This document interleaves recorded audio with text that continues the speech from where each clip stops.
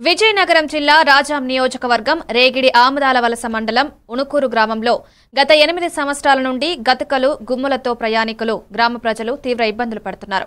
YCP ప్రభుత్వం కానీ TDP కూటమి ప్రభుత్వం కానీ రోడ్డు వేయకపోవడం దారుణమని సిపిఎం పార్టీ జిల్లా కార్యదర్శి వర్గ సభ్యులు పి శంకర్రావు, సిపిఎం పార్టీ శాఖ కార్యదర్శి పడపాట తిరునాథ అన్నారు.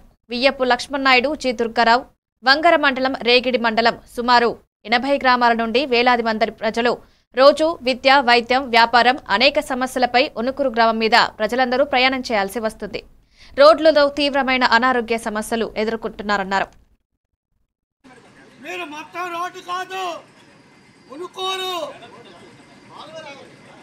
సంబంధించి మాత్రం రోడ్డు వెంటనే వేయాలని డిమాండ్ చేస్తూ ఉన్నాం. ఇది ఈరోజు కేవలం ప్రభుత్వం దృష్టికి ఈ సమస్యను తేడానికి మాత్రమే ఈరోజు ఈ రాష్ట్రంలో చేపట్టాం. వారం రోజుల్లో ఈ ప్రభుత్వానికి, ఎమ్మెల్యే గారికి, కలెక్టర్ గారికి మేము టైం ఇస్తాం.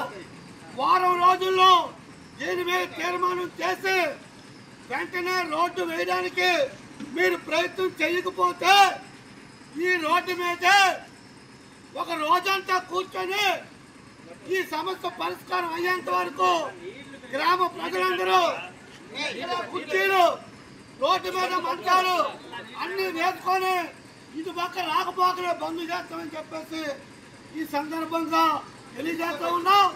కాబట్టి కలెక్టర్ గారు, ఎమ్మెల్యే గారు తక్షణ